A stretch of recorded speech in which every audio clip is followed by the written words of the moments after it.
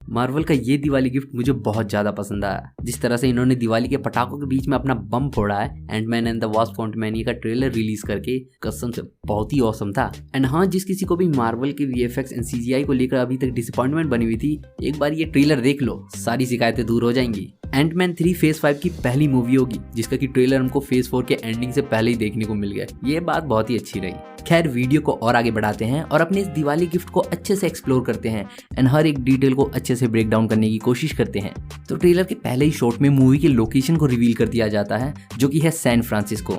यहाँ पर तुम गोल्डन गेट ब्रिज को इजीली देख सकते हो। अब नेक्स्ट शॉट में ये रिवील कर दिया जाता है कि एंड गेम में थानोस से यूनिवर्स को बचाने के बाद एंटमैन यानी कि स्कॉट लैंग अब बहुत ज्यादा फेमस हो चुका है। लोग उसको जानने लगे हैं, एंटमैन की मर्चेंडाइज बिक रही हैं, स्कॉट रेड कार्पेट जैसे इवेंट अटेंड कर रहा है, इवन की बास्किन रॉबिन्स कैफे उसे एम्प्लॉय ऑफ द सेंचुरी का अवार्ड दे रही है। हाँ, ये वही कैफे है जहाँ पे एंटमैन की फर्स्ट मूवी में स्कॉट काम करता था, बाद में उसे वहां से निकाल दिया गया। वैसे अगर तुमने इस शॉट पर ध्यान दिया होगा तो हम स्कॉट के पीछे उसकी कैफे वाली ड्रेस को फ्रेम के अंदर प्रिजर्व हुआ देख सकते हैं। एंड स्कॉट ने जो यहाँ पर एंटमैन का सूट पहना हुआ है वो पहले के मुकाबले अपग्रेड हो चुका है, जो कि अच्छी बात है। टाइम के साथ चीजें अपडेट हो जानी चाहिए। यहीं पर हमें एक ऐसा शॉट भी देखने को मिलता है जिसमें कि एक ओल्ड मैन एंटमैन को स्पाइडरमैन कहकर बुलाता है, जो कि ये एक्नॉलेज कराता है कि नो वे होम के बाद लोग स्पाइडरमैन को तो जानते हैं लेकिन पीटर पार्कर की आइडेंटिटी को भूल चुके हैं। इसके बाद हमको हैंक पिम का घर दिखाया जाता है जहाँ पर स्कॉट, हैंक, जेनेट, कैसी, होप ये सभी होते हैं। और यार, मैं एक बात पूछना चाहूंगा, इस औरत का हर मूवी में हेयर स्टाइल क्यों चेंज कर दिया जाता है? वैसे मैं यहाँ पे कैसी लैंग के कैरेक्टर को क्लियर कर दूं। कैसी लैंग जो कि स्कॉट की बेटी है, थानोस के स्नैप के बाद जो 5 ईयर का गैप आया था उसके बाद उसके यंग रोल को प्ले किया था एंड गेम में एमा फरमैन ने, जिसके बाद इस कैरेक्टर की दोबारा से रीकास्टिंग की गई एंड अब एंटमैन 3 में इसको प्ले कर रही है कैथरीन न्यूटन। वैसे इस लैब वाले सीन में कैसी लैंग एक कम्युनिकेटिंग डिवाइस को इंट्रोड्यूस करती है सबसे, जो कि एक सैटेलाइट की तरह वर्क करता है जिसकी हेल्प से किसी भी तरह का सिग्नल क्वांटम रेल में भेजा जा सकता है। बस इतना ही सुनते ही जेनेट का खोपड़ा घूम जाता है एंड वो उसे शट डाउन करने को कहती है। एंड इससे पहले कि कुछ हो पाता, उस डिवाइस की हेल्प से सभी लोग शक होकर क्वांटम रेल में पहुंच जाते हैं। इसके बाद यहाँ से लेकर ट्रेलर के एंड तक हमको केवल क्वांटम रेल के सीन देखने को मिलते हैं। एंड इस पॉइंट पर आकर मेरी क्या तुम्हारी भी शिकायतें मार्वल से खत्म हो गई होंगी, जो कि अभी तक थी इसकी सीजीआई एंड वीएफएक्स को लेकर। क्वांटम रेल का जो विजुअल है, जिस तरह से उसको दिखाया गया है, वो बहुत ही ज्यादा औसम है। ट्रेलर में अगर तुमने ध्यान दिया होगा तो ये टनल वाले स्ट्रक्चर हमें कई जगह देखने को मिले हैं, जो कि बहुत ज्यादा सिमिलर है एंड गेम के इन टनल से, जिसकी हेल्प से टाइम ट्रेवल किया गया था। एंड होप करता हूँ कि इन टनल्स का भी इस मूवी में यही यूज होगा। अगर तुमने पूरा ट्रेलर ध्यान से देखा होगा तो एक बात तुमने नोटिस की होगी कि पिम फैमिली और लैंग फैमिली दोनों अलग अलग ग्रुप्स में ट्रैवल कर रहे होते हैं। यहाँ पर मैं ये कंसिडर कर सकता हूँ कि जब सभी लोग क्वांटम रेल में स्टक हुए थे तो स्कॉट और कैसी एक जगह टेलीपोर्ट हुए होंगे एंड हैंक, जेनेट और होप किसी और जगह टेलीपोर्ट हुए होंगे।